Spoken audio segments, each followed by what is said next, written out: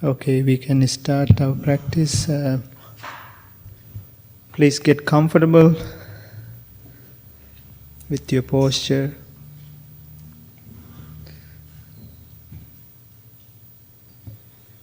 And try to keep your back straight as much as possible.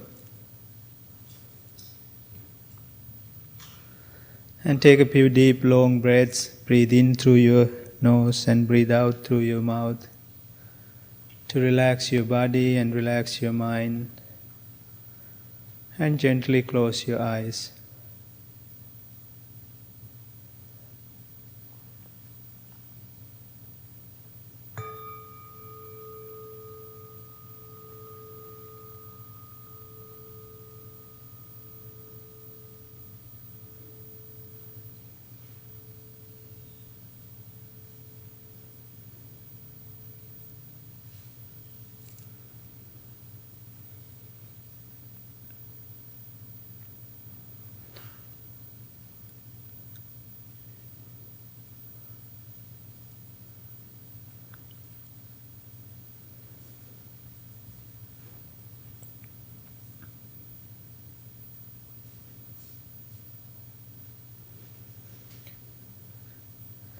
And observe your body from top of your head to the tips of your toes.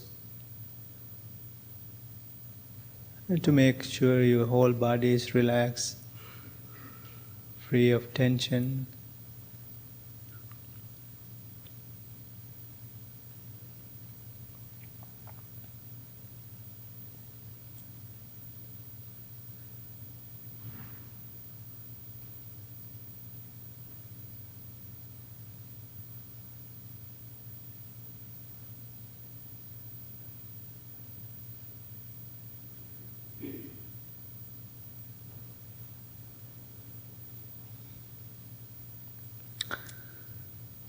You all are here in this beautiful morning, in this sanctuary.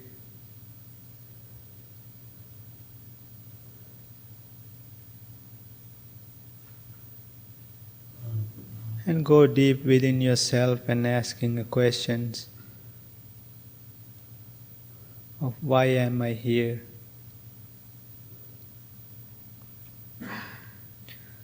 Having a right intention towards our practice, it's important.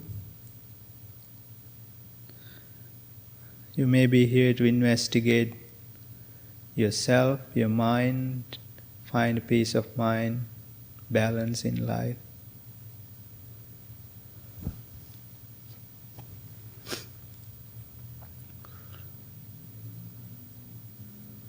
Use this opportunity and time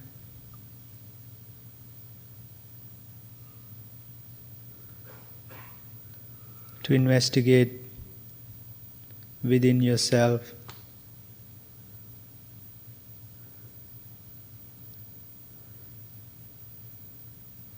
Because most of the things you are finding and try to find, the answers lays within ourselves. All we need to be patient and to investigate within ourselves in order to find those answers.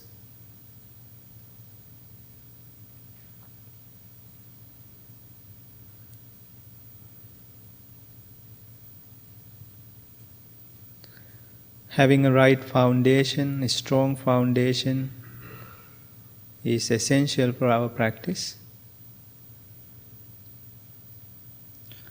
Our foundation is cultivating love and compassion within ourselves and towards others, loving kindness meditation.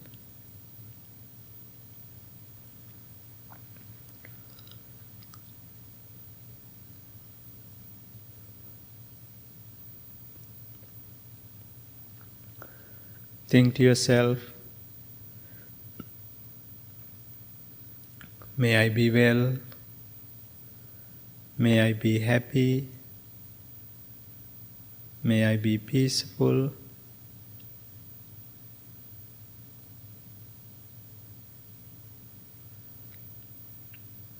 may I be well, May I be happy. May I be peaceful.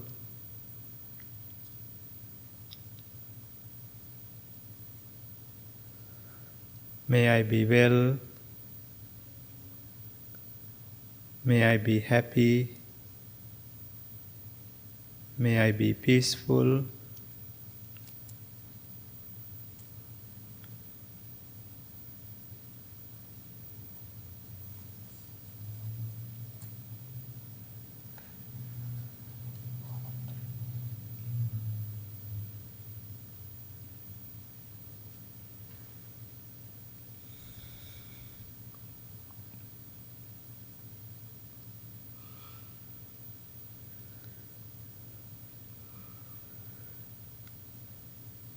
Now send your loving and kind thoughts towards your family members.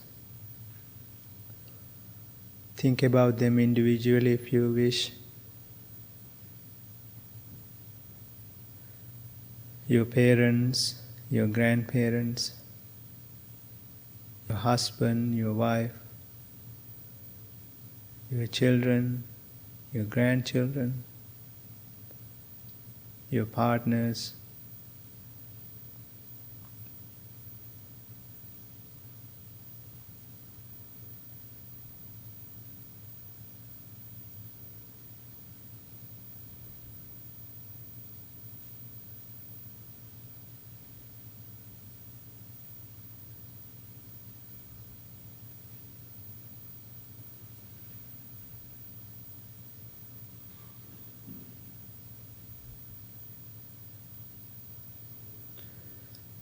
Sometimes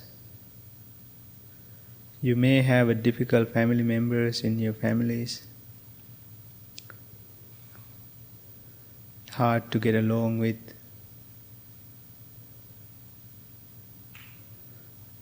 because you may have a negative interactions in the past, or you may not like the way they talk to you, way they treat you.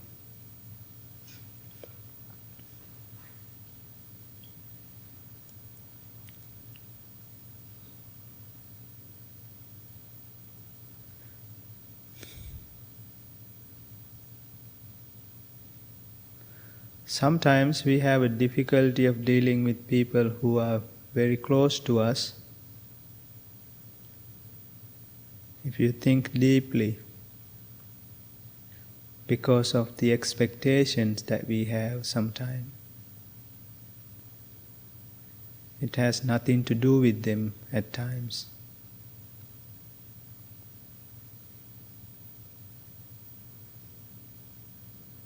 Or it could be something that happened in the past that you won't be able to forgive.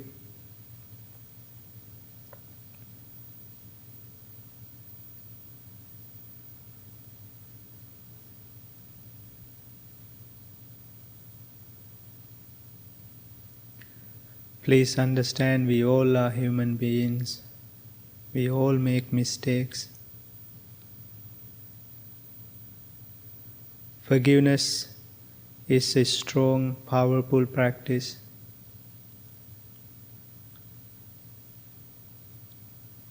Forgiving does not mean forgetting. When you forgive somebody, they don't gain anything, but you will gain a peace of mind by letting go of those negative feelings and emotions towards them.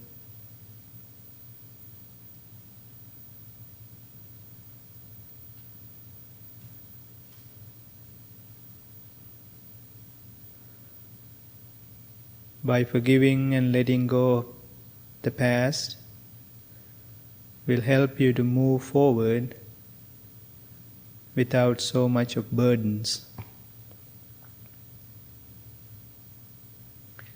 And send your loving and kind thoughts towards all of your family members, including the difficult ones. Thinking thus, may all my family members be well, be happy, be peaceful. May all my family members be well, be happy, be peaceful.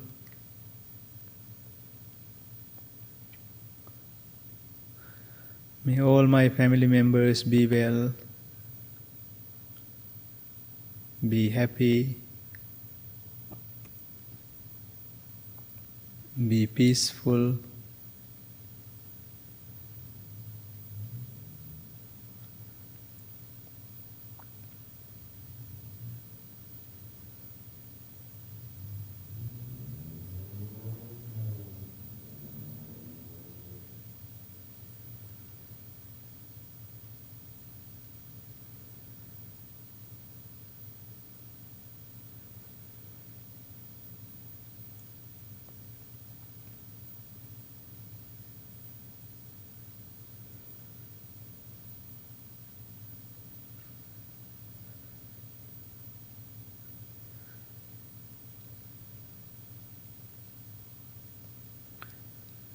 Finally, send your loving and kind thoughts towards all living beings, human beings, non-human beings, people who are struggling without food, without shelters, people who are suffering because of the wars around the world, also from natural disasters.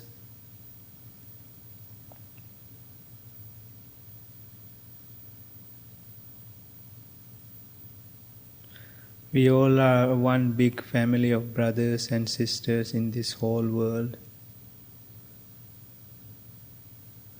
And send your loving and kind thoughts towards all living beings, thinking thus: may all living beings be well, be happy, be peaceful. May all living beings be well, be happy, be peaceful. May all living beings be well, be happy, be peaceful.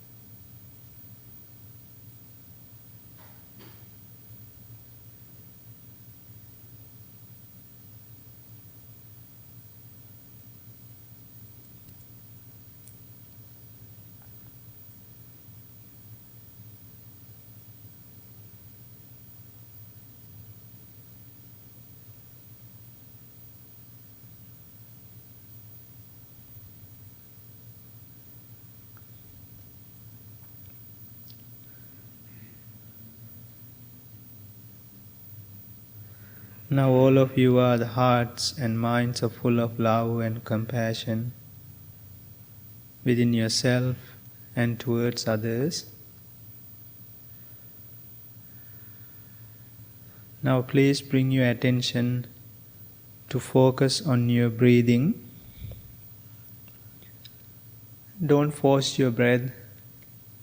Just gently bring your attention to focus on your ordinary breath.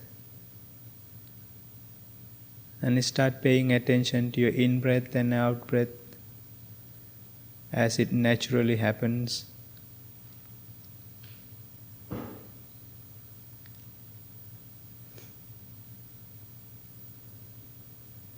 When you pay attention to your in-breath and out-breath, you may start to feel a subtle sensation of your breathing.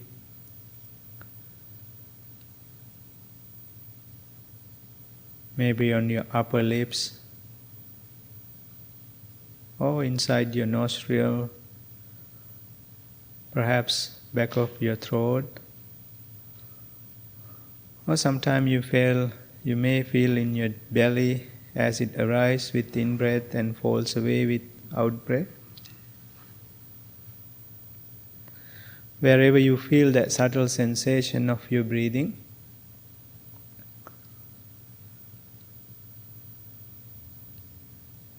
and start to pay attention to that part of your body and try to keep your attention there.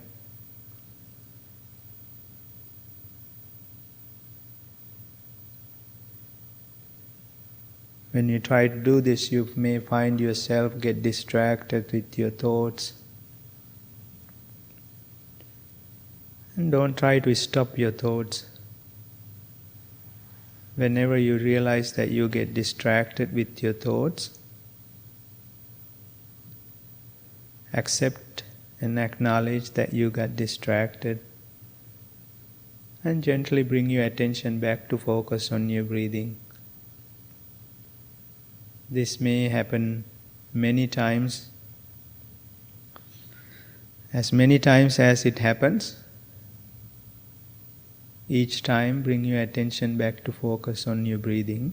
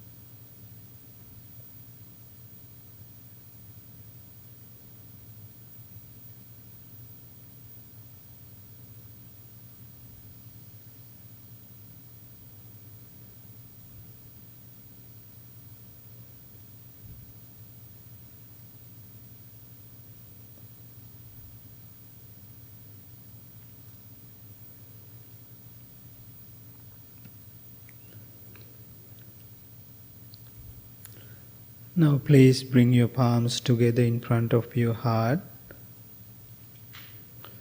and observe your mind and feel the calmness and relaxation that you have within yourself. Make a strong determination to practice meditation every day, even for a short time.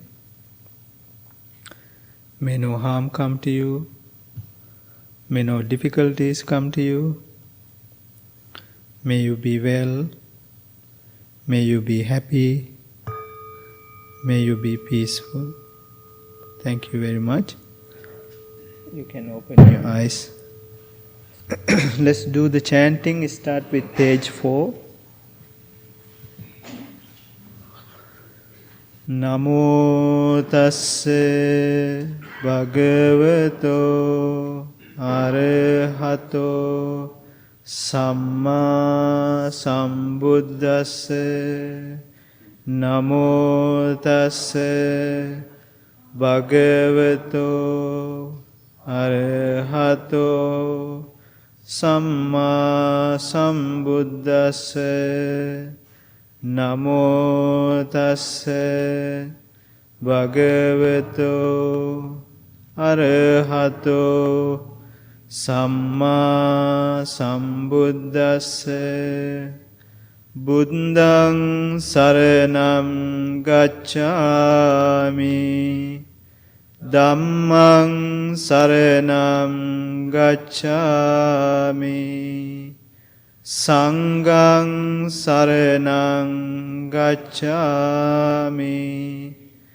Dutiyampi buddhaṃ saranam gacchāmi, Dutiyampi dhammaṃ saranam gacchāmi, Dutiyampi sanghaṃ saranam gacchāmi, Tatiyampi buddhaṃ saranam gacchāmi, Tatiyampi dhammaṃ saranam gacchāmi, Tatiyampi sanghaṃ saranam gacchāmi. Anicca vata sankhara uppada vaya dhammino uppajjitva nirujjanti tesang upasamo sukho sabbe sattha avera hontu sabbe sattha abhyapajja hontu sabbe sattha aniga hontu sabbe sattha sukhi attanang pariharantu. Mano pubbangama dhamma mano setta manomaya manasace paduttena bhasati va karoti va tatonang dukkha manveti cakkang vahato padang. Mano pubbangama dhamma mano setta manomaya manasace pasannena bhasati va karoti va tatonang sukha manveti chāyāva anapāyini. Mind is the forerunner of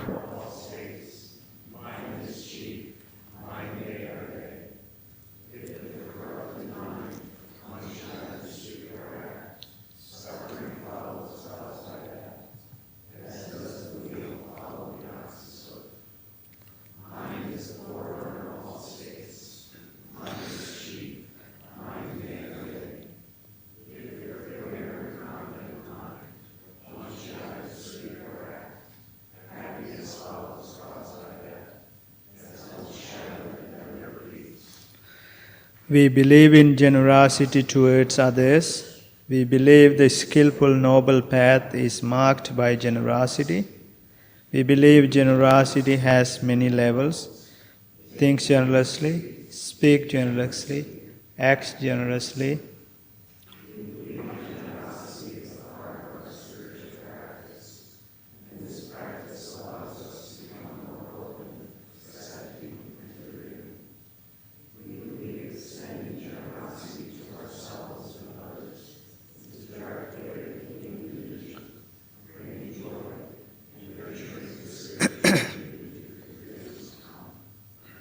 May I become at all times, both now and forever, a protector for those without protection, a guide for those who have lost their way, a ship for those with ocean to cross, a sanctuary for those in danger, a lamp for those without light, a place of refuge for those who lack shelter, and a servant to all in need. By means of this meritorious deed, may I never join with unwise, only the wise, until the time I attain Nirvana. Thank you. Good morning, everybody. Good to see you all, and thank you for coming. Hope you had a good practice. Is anybody new today? Yeah, please say your name. Renata, thank you for coming. Nelly? Lily, thank you for coming, Lily. Welcome to the temple. Mary, thank you for coming and welcome to the temple. Yeah. Jill? Yeah, thank you for coming. Welcome to the temple. Yeah. Edna, thank you for coming and welcome to the temple. Okay. Oh, yes. Thank you. Thank you. So today, I have been talking for last month, so I'm tired of talking. So I'm going to take a little break.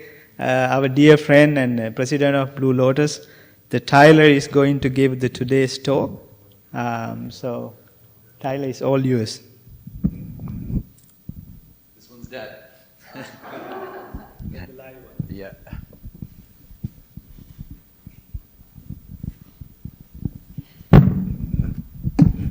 Good morning, everybody. Lynn, we're so happy to welcome you here as our special guest. We're really grateful to see you. I so blew this, you guys. This is hilarious. So he asked me last night if I would give the talk, and I said, sure, what would you like to make the talk about? And he said, how to love difficult people. And so I thought about two things. I thought he must be watching too much news. But then I realized, he must be wanting to learn how to deal with me. But then this morning, I prepared the talk, and this is a subject that we all agree we probably could talk about for 8 hours or 8 days, and so to do it in less than 30 minutes is a little bit of a challenge. But what I realized is I completely bombed already, because I actually thought it was how to deal with difficult people, not how to love difficult people. So we'll see if I can translate this in real time, the difference between dealing with difficult people and loving them. But maybe we'll discover they're the same thing. Is there anybody here that would be brave enough to acknowledge that they're not dealing with difficult people right now? Do we have anybody that's not? You're not dealing with a single difficult person? I'd love to give you the microphone. Now sit down. Yeah, it is hilarious, actually. And then I was going to ask the second question, is there anybody here who's not ever been someone else's difficult problem? And if we actually just think about those two positions, maybe there's not much else to consider, is there? Like, it immediately could allow you to evoke some compassion and empathy towards difficult folks if you recognize that likely you have been one as well, right? So I've been in a couple of businesses for a really long time that I think by their very nature seem to attract people. I don't want to say it attracts difficult people, but I want to say that it invokes the difficulty a more difficult season of people's lives in the businesses that I'm in. And so I've had a lot of practice on navigating lots of personalities and lots of difficult people. And I sat down this morning thinking about what I wanted to talk about, and I ended up really sort of doing a personal inventory of what are some of the techniques and mindsets and skills I've used in dealing with so many people during their difficult seasons. And I just want to acknowledge I'm so proud of myself for calling them a difficult season rather than difficult people. Like, it's so non-condemning, but it isn't how my mind first thinks of it. So the first thing that I was thinking about is I am these days obsessed with words. I think that words are so powerful and so critical and so important. And I believe that we have entered an era where it seems as though many of us are carrying around different definitions to the same word. And a lot of times the discord that we feel and the unharmony between each other is often more associated with the fact that we have sort of written our own definitions, but we haven't told others, or we don't seek to understand what's your definition of this word or your definition of this word. And so step one for me around difficult people is beginning to rephrase it. A difficult person, instead of calling them a difficult person, rephrasing it to someone or some being that I'm having difficulty with. Instead of them being a difficult person, like as it's in an entirety, I like to rephrase it and say, I am having a difficulty with this part of them, not this whole of them. And it's been really important and fundamental for me to make a distinction between difficult people and their difficult behaviors or actions. Where I grew up, my grandma would say, love the sin, hate, love the sinner, hate the sin, kind of a thing. I think this is a similar concept to that. So the first step for me in difficult people is this, rephrasing it, and to say that I'm the one actually with the struggle, because it's my responsibility to have the exchange with them, and to really reframe it and say, I'm having a struggle with a part of someone, not the whole of someone.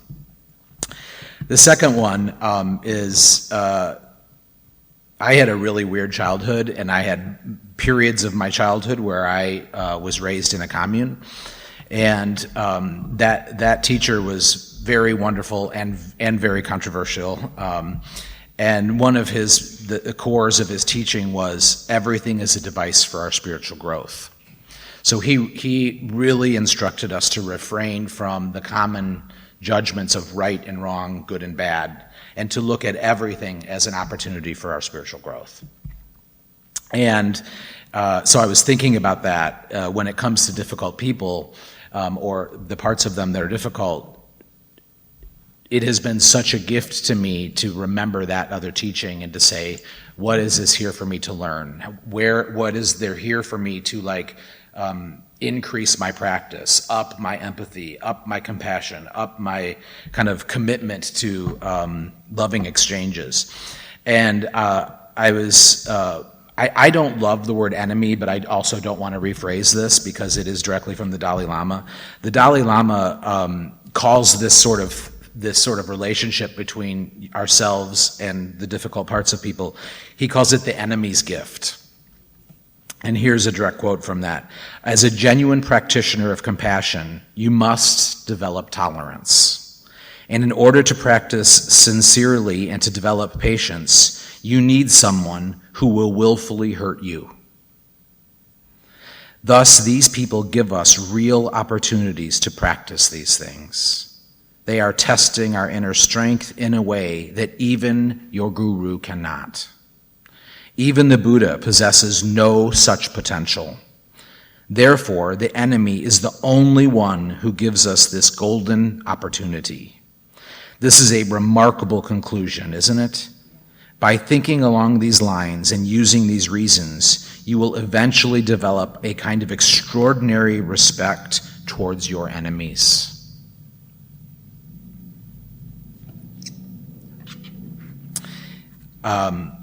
Number three in the things I've been thinking about on how to deal with the difficult parts of people.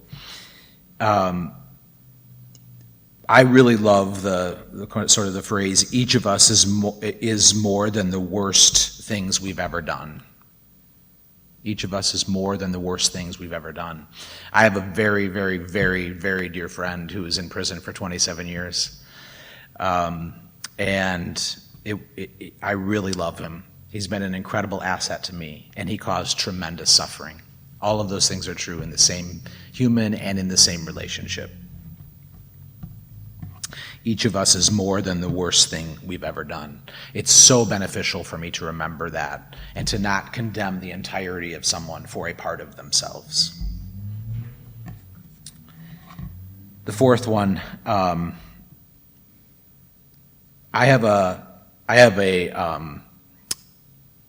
guess I really like mantras. I've never really admitted that before, but I do kind of live my life sort of like sometimes in a death grip, holding onto a phrase I repeat over and over again in order to get through something. And one of those that I use a lot in work is be curious, not furious. Be curious, not furious. And I think that is actually a pretty direct Buddhist teaching in my point of view, because a more proper Buddhist teaching would be to use a 3-step recipe for getting out of delusion with anger, which is to recognize, reduce, and abandon. Like first you recognize the anger, then you reduce it, and then you abandon it. And I'll tell you, I really love this one a lot because I did it in reverse. In my family, to be in a bad mood or to have a feeling that is less than noble was really a condemnable act. We were told to be very positive no matter how we felt. And I now like to say that I really hate positive thinking. I much prefer positive doing. But I would abandon my anger before I recognized it, which of course means I didn't abandon it. What I did was I gutted it, and then it would come out like a nuclear explosion at the worst possible time and create a far bigger mess than if I had just recognized it, which by the power of awareness already begins to reduce it, which by the power of that begins to abandon it, right? So I've had to learn to flip the script and to not abandon it first just because I was taught that anger was such a bad thing, and said first recognize it, then reduce it, and then abandon it. If I don't let that emotion take over, right? If I just acknowledge it first, my mind becomes much more settled and less reactionary. And are any of you familiar with Pema Chodron's latest book? It's called How You Live is How You Die.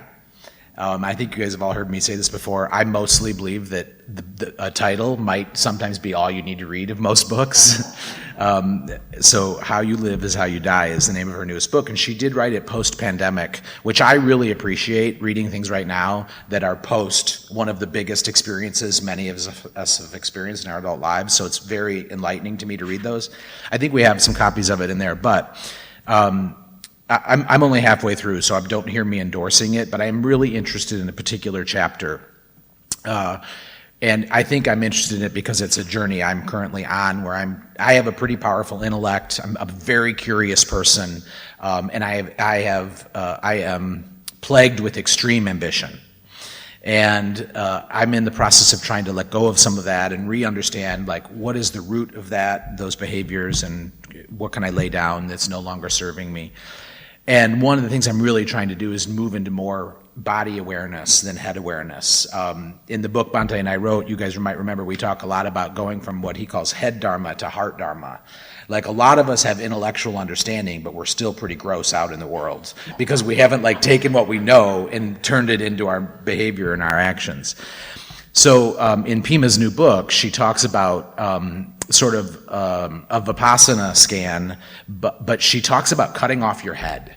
And metaphorically, she's referring to your intellect. When you have something going on, like dealing with a difficult part of a person, and you have a reaction to it, my intellect wants to solve it. And what that does is it sort of gaslights my body. It's like a spiritual bypass. I'm not actually feeling it and figuring out what's going on. And so what she asks you to do is, I think, probably one of the most important spiritual principles, which is to pause. And then to do a body scan, but only from your neck down. and acknowledge where is that feeling state in your body below your neck when you're in a difficult exchange, and notice where it is. For me, when I do that, it's almost always a tingling sensation on my chest and on the front of my arms. And the reference she uses is, if you sit in a vipassana or in a body scan from the neck down and you don't allow it to go to your head, do not do a scan on your head, because now you're accessing intellect, or where she says intellect lives. What she believes that it's the equivalent of unplugging your vacuum cleaner in mid-vacuum. It literally takes out the power source of the charged feeling. And that essentially that's actually all there is to do. That's her argument, that that's all there is to do, is to pause, pay attention below the level of your neck, notice where the frustration or the feeling sensation is in your body, and that is the equivalent of defueling it, unplugging it. And so I thought that was a little hokey, to be honest, but I kept trying it. And a remarkable experience happened almost at the very first time. I was unable to escalate myself back to that charged feeling prior to the pause in the scan. I'm not saying it went away. That would be idealistic, and I'm not that person. But it was a significant turning down of the volume. And I suspect most of us would agree, we don't need the feeling to go away. We just need it to become slightly less boiling so that we can manage it in a better way, in a more healthy way, right? The next one is, there is a very sound Buddhist teaching that I really love. In fact, I have a note on my desk that says this. It says, who can see suffering is not themselves suffering. Who can see suffering is not themselves suffering. And so my grandma was the head of the art department at U of I for 40 years. She was an extraordinary artist. And she would do this activity with me. We'd spend summers together a lot. And we would drive down a city block in Champaign-Urbana. And she would ask me from one stop sign to the next. She would drive like 3 miles an hour to the point where you just wanted to die, and or at least the 12-year-old version of me did. And she would say, "Tell me what you saw." And then she would drive around the block and start again. And then she would say, "Now I want you to see a little more. Tell me what you saw." And she would sometimes do this 40 and 50 times. My more intellectual family thought it was a form of abuse, I think. But the gift she gave me has been like one of the greatest treasures of my adult life. The ability to see so much more than others often see. To have this really broad, deep awareness of my surroundings and the implication of things and how things all work together. And so this concept of asking yourself, who can see suffering is not themselves suffering. This looking for suffering in others, or acknowledging that everyone has a story we don't know. Everyone is dealing with stuff we don't know. By really practicing keeping that front of mind, for me, it makes difficult interactions so much more manageable, because I cannot help but evoke empathy and compassion towards them and wonder what might also be going on.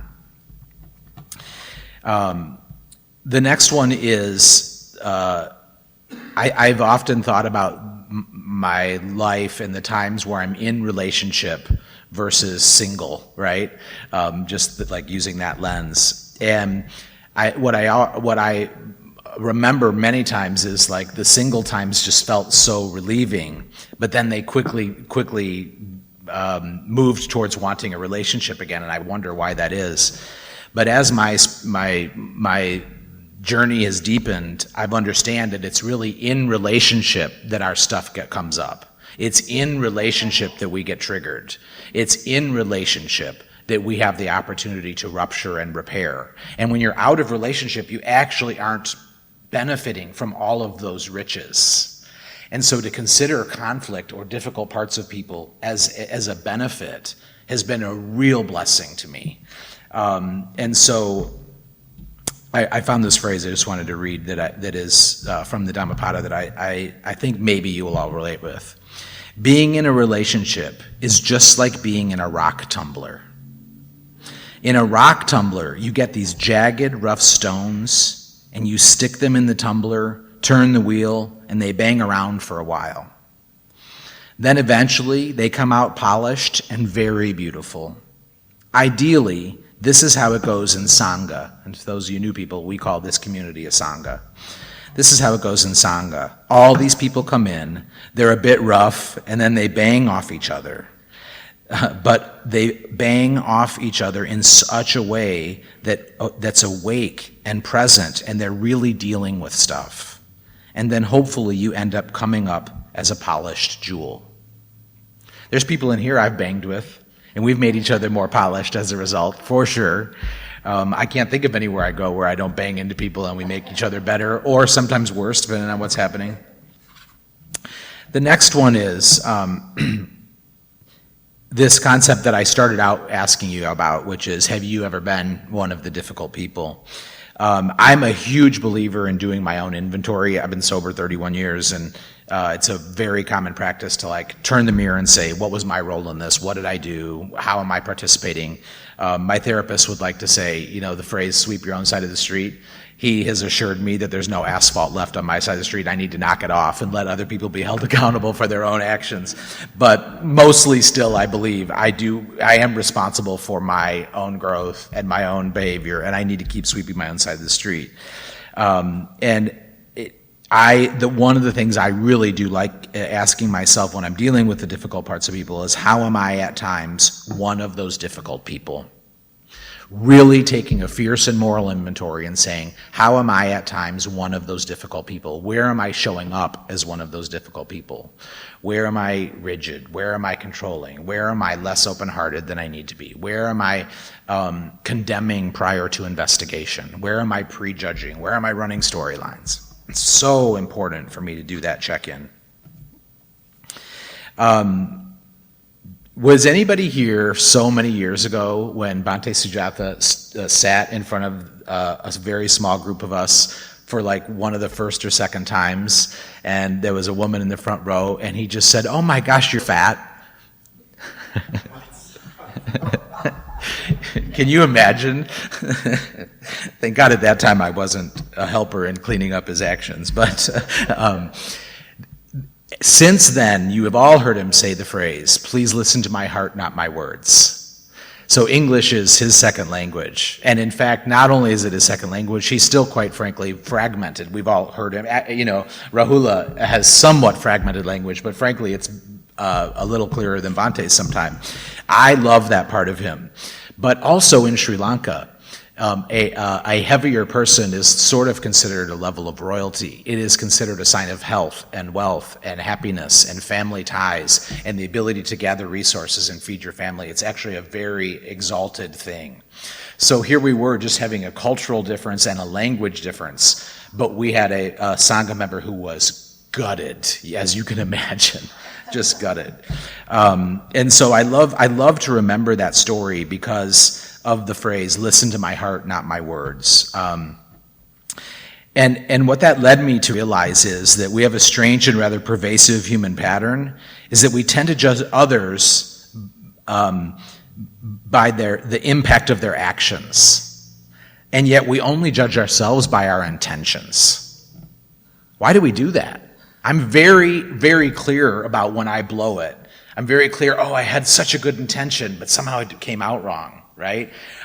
And yet, when somebody else does something to me, I rarely struggle to remember that they probably had a good intention and it just came out awkwardly or falsely or, in a different way.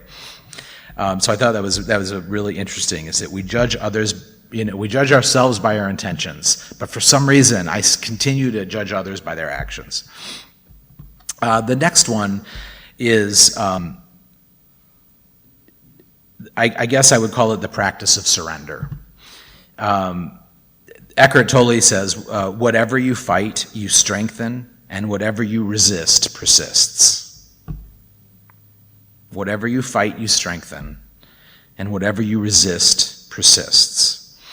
And so I'm a huge fan of being for things rather than against things.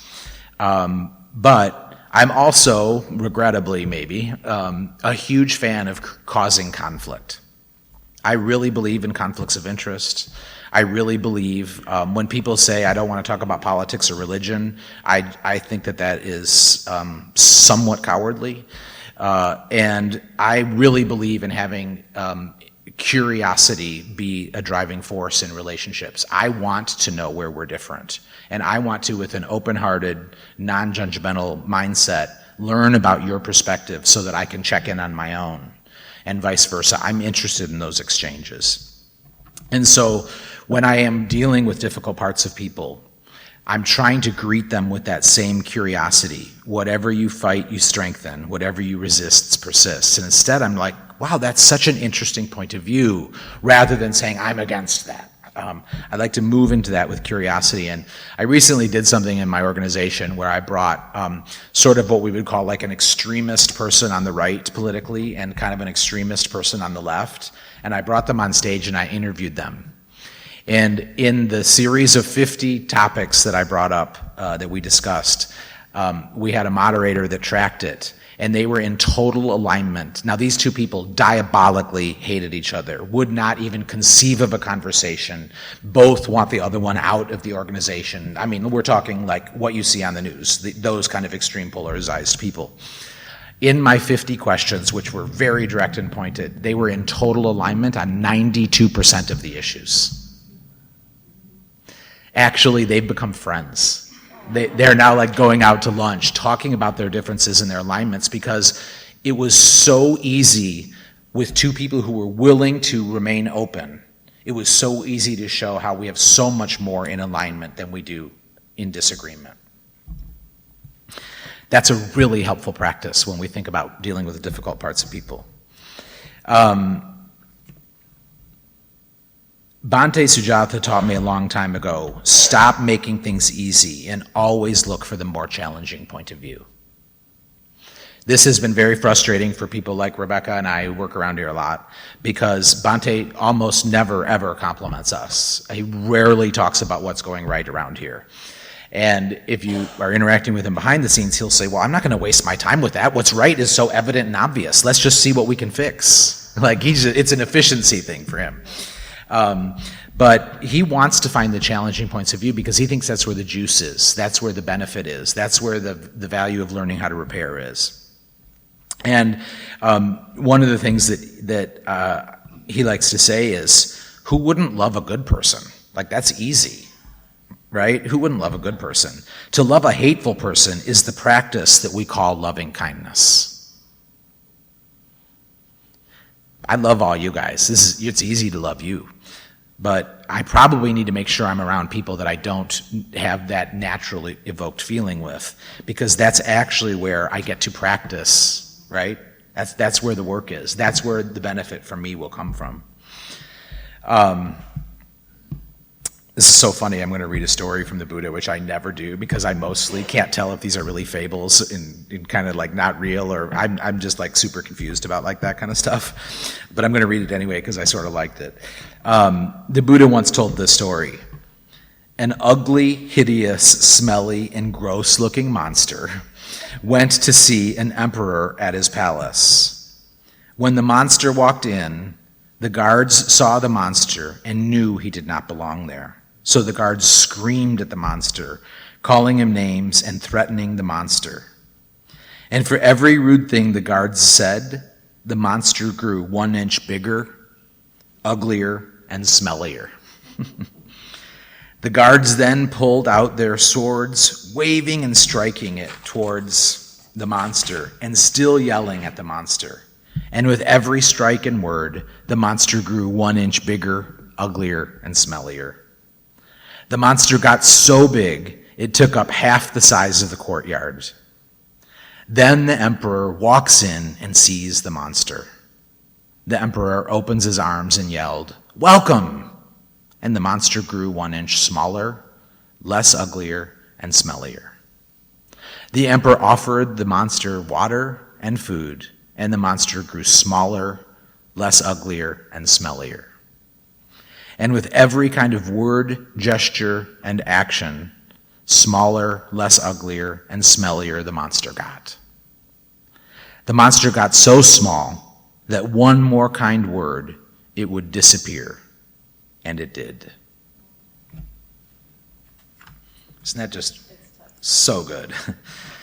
And so I have a real commitment to myself. I don't like to talk about wisdom if I don't also offer practical application in our lives 20 minutes from now. That's really a commitment of mine. So I came up with this thing called the difficult person exercise.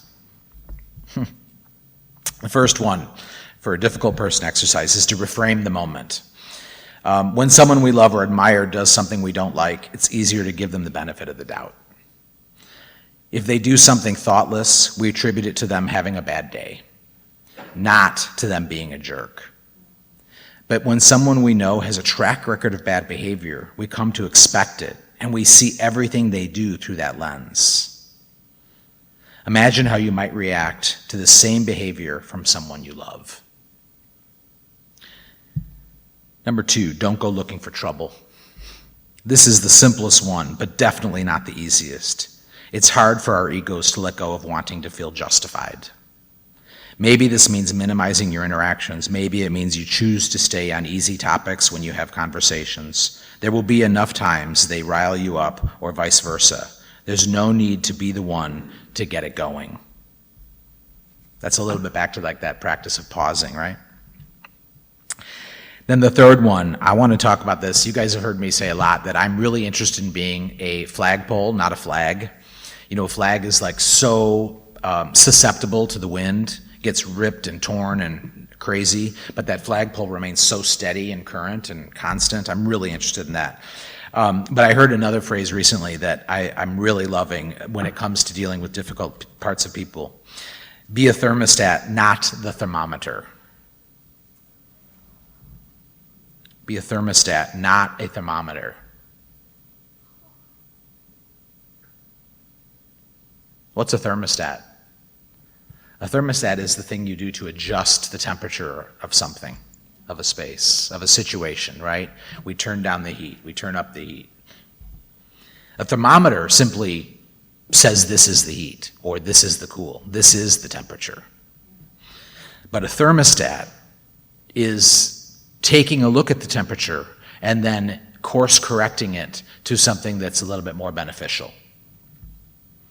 Be a thermostat, not a thermometer. If we are consistently working on our own mindfulness, our own compassion, and our own presence, it's much easier to set the tone of an interaction. If we are running in a million directions, chaotic inside and out, and not practicing compassion towards ourselves, we will often end up reflecting back the chaos that comes our way to others instead. Imagine the person's negative acts as an illness. If you were standing next to someone and they were coughing like they were about to hack up a lung, chances are you'd feel sympathy, possibly offer assistance, and keep a healthy distance away. I've found this reframing to be incredibly helpful in dealing with difficult people. You wouldn't stand around and let someone throw up on you, but you probably wouldn't have some giant lingering towards them about it either. When someone is spewing garbage in your direction, see this for the illness that it is, wish them well, and take some space. Last one, Thich Nhat Hanh. We're going to Vietnam next month with Bhante and doing some really awesome humanitarian projects. So, of course, I became obsessed with Thich Nhat Hanh this month because that's his homeland. And so he wrote a really interesting essay called On Anger about how spending time fuming over how you've been wronged is like finding your home on fire and going out and looking for the suspect instead of putting out the fire. Someone can give you garbage, but you don't have to keep it. If there's a lesson in it, keep that and let the rest go. And so he titles this simply letting go or surrender. Man, I really love this. I cannot tell you how many times I've gone and looked for the suspect instead of putting out the fire. Man, that's just like a real common thing for me. So I'm really, really grateful for the opportunity to practice these things so often. I'm in love with these next months of this election season in the United States. What an incredible opportunity for us all to practice. Unless you are somehow living in the woods, totally unconnected from anything that it possibly blinks, my guess is you will have to practice. What a gift. What a total gift. So I appreciate you all being here. We do have a few announcements. I'll jump into those. First of all, you guys know the statement that Rome wasn't built in a day. That's true, but the project for the temple took even longer, as you can tell by our ongoing construction mess outside.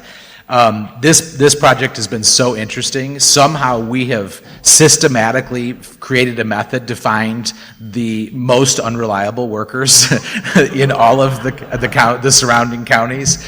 And so we've had a real opportunity to practice non-judgment and creative accountability and getting things done. But this process has led to, just like our spiritual lives, I think, more and more and more. And so what was supposed to be this fun little project of a new staircase and a great new garden where we're going to have Mother Mary and Jesus and Buddha all in the same devotional space, which I cannot wait for, and Kuan Yin. But it also led to us completely reshoring up this building so that we are going to be a gift to the next 100 years. We've done massive tuck pointing on every inch of this. We have resolved 20-year leaks in the basement. We have rebuilt foundations. This one idea led to the opportunity, because the building got exposed, to fix so much more at a foundational level. And I just would encourage us all, as we step over the construction debris, because the guys abandoned us before they even cleaned it up, and as you walk down our beautiful new stairs, and if you've been part of the frustration of those getting here, it is such a gorgeous metaphor of our own lives, that we start working on one thing, and by the willingness to do that, it opens up so many other things we get to work on. So that's the update. We are very close to done. As you can tell, we already have the Buddha statue planted and is set. If you've been around during some of the days, we've had a crane where Kuan Yin has literally been floating over the temple. And then the pedestal we built for her, the architect drew it too small, and it had to float back over the temple. So if anybody's interested in watching Kuan Yin fly, I'll let you know when the crane is coming again. Would you talk about your event tonight, Bhante? Yes. Tonight we have metta sound healing and meditation with chakra healing, which I have been doing here, the chanting for last couple of weeks. There is a bracelet inside here, which was also blessed for 7 days while I was in Sri Lanka with 35 monks. And I have been chanting morning and evening 108 times for Ratana Sutra, which is for protection. So this will be given, but only there is 10 tickets or something like that left. It's today at 7 p.m. to 8:30. So if you're interested in meditation, healing through the sound bath with crystal singing bowls, so it's only a few tickets left if you want to participate. So. Wonderful. Thank you. Those are $45. You can purchase them online or in the gift shop right afterwards. And if I could ask for volunteers, we would like to have all of the chairs and cushions moved after meditation. Where do you want them? You want chairs to go out of the door, through those closet doors? So if everybody could, when you stand up, grab your chair and help stack it in that room, that'd be amazing.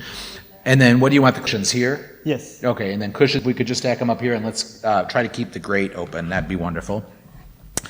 Tomorrow, the 14th, we will begin a weekly healing-centered yoga class with trauma-informed yoga teacher Colleen Mary. Class is $15, and it's from 9 to 10. We will have a day retreat here at the temple on July 28th with our own Bhante Rahula. This will be from 9 a.m. to 4 p.m. There'll be various forms of Buddhist sutras, walking meditation, lunch, and, of course, a healing sound bath. The entire day is $95, and the itinerary is posted online, and I think we also have a flyer on our bulletin board there. And on Tuesday, July 30th, Gus, are you here? I think I saw you. Yeah, he was here earlier. Okay, Gus, do you want to talk about it, your event? No, he was earlier. Oh, he left. Okay. See, I don't have my glasses. Gus is going to be doing a 5-week seminar on the Buddha and Augustine of Hippo. There's a one-time fee of $50 to participate. And then just a reminder that our Amazon wish list is posted in the social hall. What we do is everything that the temple needs and everything the monks need, we try to anticipate in advance, and we put it on the Amazon wish list so that those of you who are practicing dana or generosity, if you're interested in helping the temple beyond your monthly pledge or any other monetary forms, if you're able to buy stuff online for us through that gift store, then it'll just immediately get shipped here. It's a really easy way. We try to put stuff up 2 or 3 weeks before we actually have to go buy it, so you can trust that that list is accurate, and we'd really appreciate you grabbing anything that's on there that you're able to. If you are new or you've not yet signed up for our weekly email blast, we've got a great newsletter. Every week we send out saying everything that's going on in the temple, which is way more than we offer in the announcements. And so please sign up for that. And I think that's it. Thanks, Okay. Monk. Good job Yep. today. I'm glad you got a break. Thank you, Tyler. That was wonderful. So, thank you all for coming today. Of course, we have a farmers market.